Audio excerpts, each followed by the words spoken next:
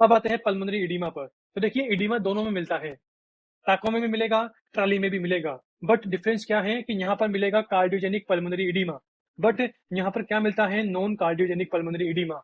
अब ये क्या है, अरे भाई कॉमन सी बात है, यहाँ पर क्या है, फ्लूइड ओवरलोड है। फ्लूइड ओवरलोड है तो हर्ट को ज्यादा काम करना पड़ेगा। हर्ट को ज्यादा काम करना पड़ेगा तो कॉमन सी बात है भाई, क्या हो जाएगा, हाइड्रोस्टेटिक प्रेशर एलिवेट हो जाएगा। अभी रिसेंटली मैंने 3-4 दिन पहले एक वीडियो अपलोड की थी स्टार्लिंग फोर्स की।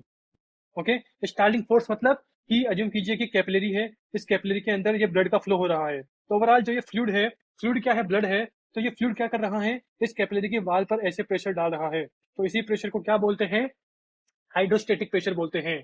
एंड मैंने क्या बोला कि हमने कुछ ज्यादा क्वांटिटी में क्या कर दिया, ब्लड का ट्रांसफ्यूजन कर दिया, एक साथ 3-4 यूनिट ब्लड का ट्रांसफ्यूजन कर दिया। अगर ज्यादा ट्रांसफ्यूजन कर दिया तो कॉमन सी बात है भाई, ब्लड की क्वांटिटी बढ़ जाएगी। अगर ब्लड की क्वांटिटी बढ़ेगी तो जो ये प्रेशर है ये भी बढ़ जाएगा। अगर प्रेशर बढ़ेगा तो कॉमन सी बात है भाई, क्या होगा, जो फ्लूइड है वो कैपिलरी ल्यूमेन से कहाँ आएगा, बाहर आएगा। फ्लूइड कैपिलरी फ्लूइड कैपिलरी की ल्यूमेन से ऐसे बाहर आएगा। अगर फ्लूइड कैपिलरी के ल्यूमेन से बाहर आएगा तो इसे क्या बोलते हैं, इडीमा बोलते हैं। मतलब कि फ्लूइड कहाँ आ जाएगा, इंटरस्टिशियल स्पेस में आ जाएगा। तो ओवरऑल यहाँ पर कौन सा होता है, कार्डियोजेनिक इडीमा होता है। बट यहाँ पर कौन सा होगा, नॉन कार्डियोजेनिक इडीमा। बट यहाँ पर जो बट यहाँ पर जो पल्मोनरी इडीमा का कोज है वो हाइड्रोस्टेटिक प्रेशर नहीं है, क्योंकि यहाँ पर ओवरलोड नहीं है।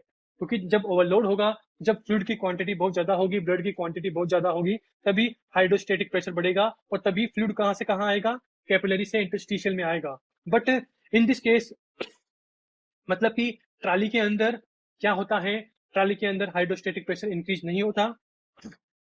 ट्राली के अंदर हाइड्रोस्टेटिक प्रेशर इंक्रीज नहीं होता। क्यों नहीं होता, क्योंकि यहाँ पर फ्लूइड ओवरलोड नहीं है।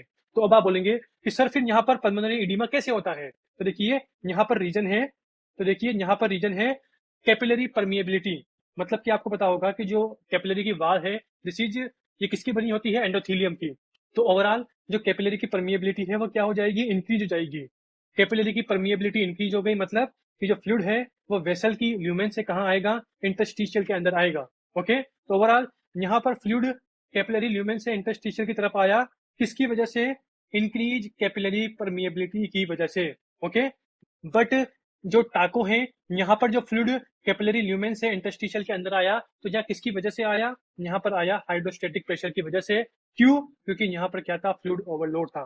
देखिए आप एक बार स्टार्लिंग फोर्स ये वाली वीडियो देखना, आप डायरेक्ट यूट्यूब पे सर्च करना स्टार्लिंग फोर्स। ओके, और बाद में लिख देना टीसीएमएल, आपको हमारी वीडियो मिल जाएगी। ओके, और देखिए जो ये स्टार्लिंग फोर्स है, दिस इज 2025 क्वेश्चन।